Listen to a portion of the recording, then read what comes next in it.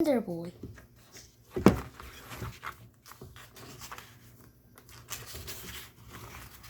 Cinderboy was crazy about football. He wished his stepdad and his two lazy stepbrothers were football crazy too. The whole family supported Royal Palace United. Royal Palace is magic. Everyone else is tragic. Every day they would lie about the sofa with the remote control and watch their favorite team on TV. Royal Palace always played brilliantly in their smart pink shorts and shirts. But not poor Cinderboy. He wasn't even allowed to watch. He had to wait on his stepbrothers hand and foot and bring them cups of tea and bowl after bowl of peanuts, which were their favorite snack. Cinderboy's family was very noisy and bad-mannered. When Royal Palace scored, they would jump up and down on the sofa and shout for more peanuts to celebrate.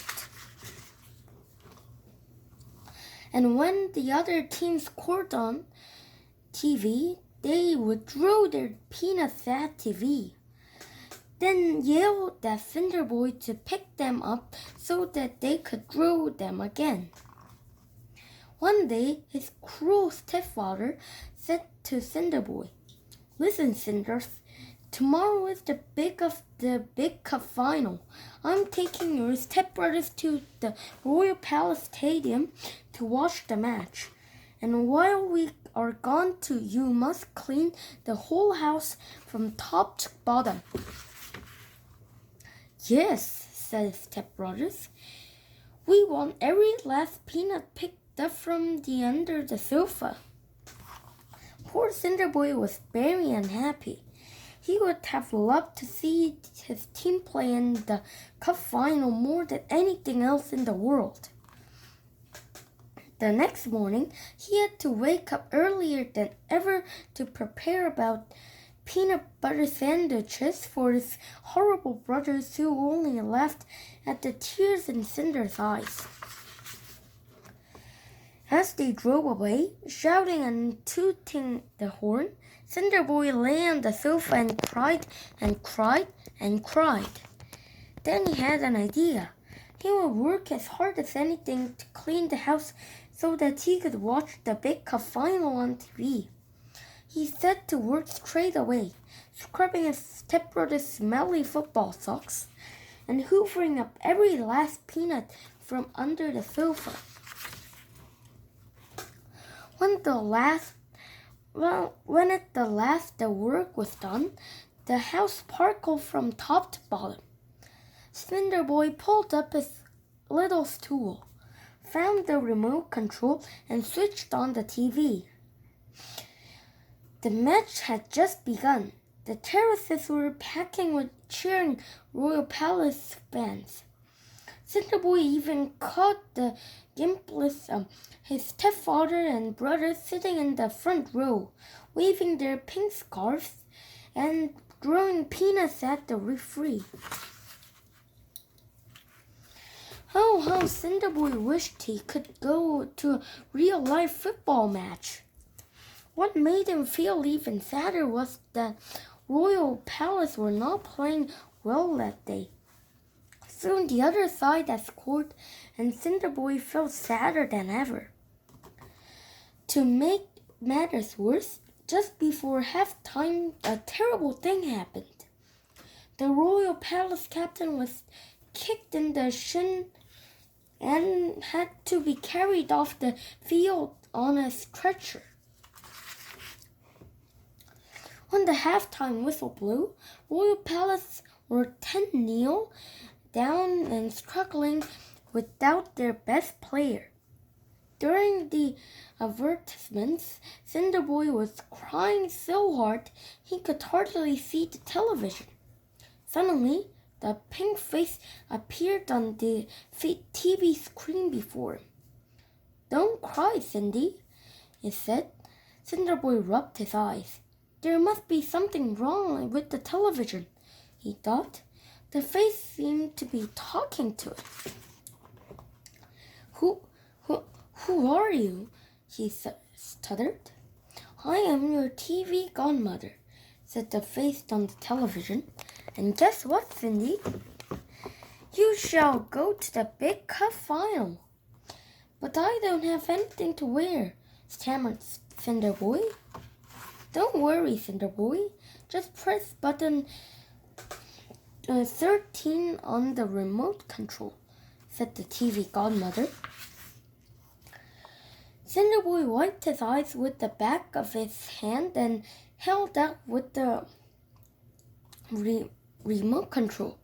He pressed button 13. As if by magic, the scruffy old clothes he was wearing disappeared, and Cinderboy stood tall and handsome, dressed in pink silk shirt and pink silk shorts. On his feet were a pair of brand new football boots with gleaming glass studs. Oh, thank you, TV godmother. But how will I get to the big cup final? Oh, you're a big warrior, said the voice from the TV. Press the button 14 on the remote control. Cinderboy pressed button 14. As if by magic, the old soup has changed into a long, shiny pink limousine with a pink uniform chauffeur at the wheel. Oh, thank you, cried Cinderboy. Just one thing, Cindy doll, said the face on TV. No one must recognize you. Wear this mask at all times. The hand reached out of the screen holding a pink silk mask. And most important of all, you must return home before the referee blows the final whistle.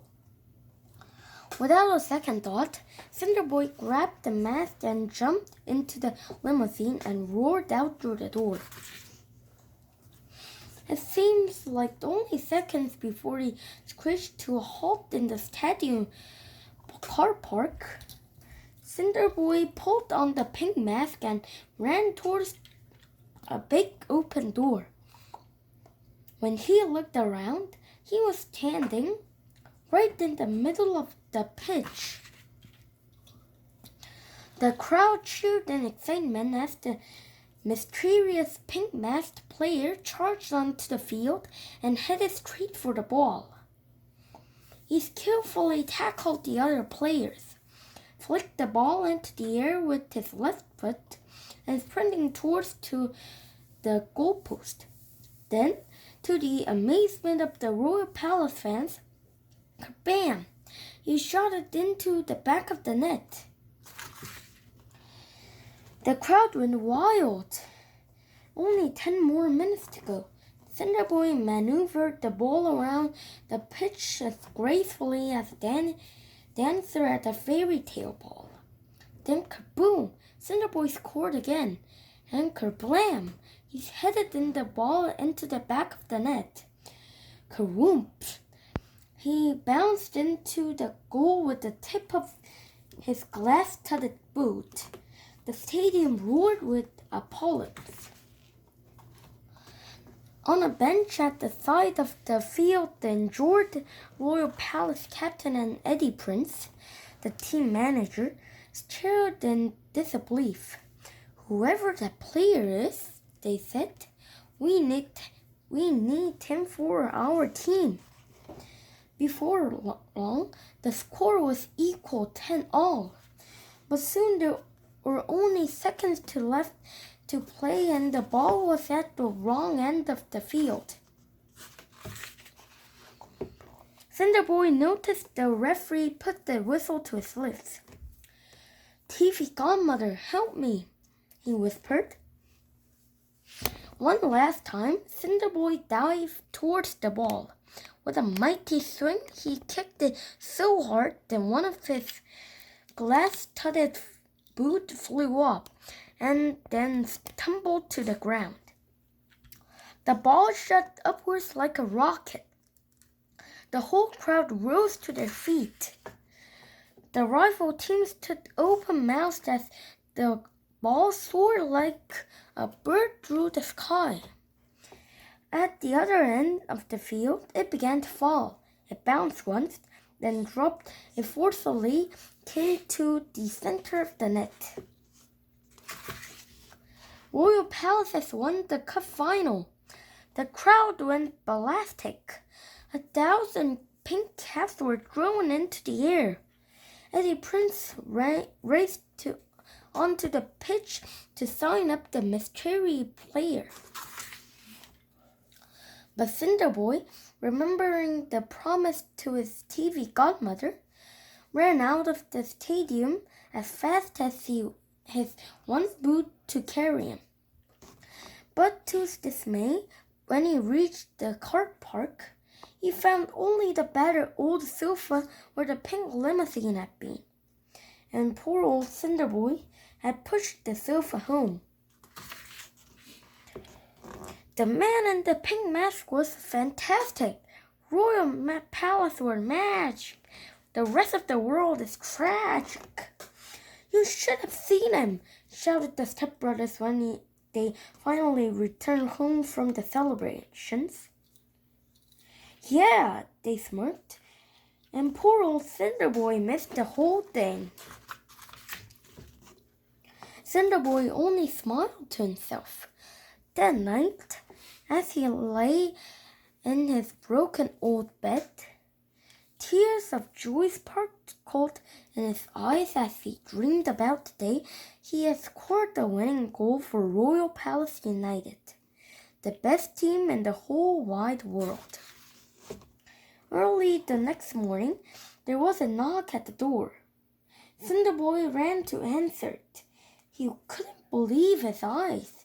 There stood Eddie Prince, the Royal Palace manager. I'm searching for the mysterious boy in the pink mask, he said. The person who fits this gleaming glass-studded boot will play for the Royal Palace team for the rest of their days. Oh, said the lazy stepbrothers, coming downstairs in their pajamas. Let me try. It's no good asking Cinderboy. He didn't even watch the match. Go and fetch some peanuts for Mr. Prince, Cinders. The first greedy stepbrother snatched the glass-studded boot from Eddie Prince. He tore up his slipper and shoved his sweaty foot into the boot. But no matter how hard he pushed, he couldn't get the boot on. Then the second greedy stepbrother stepped forward and grabbed the boot. His foot was slightly smaller and slightly sweatier. He shoved and squeezed and pushed and heft. And suddenly, plop! His foot was inside. His fist!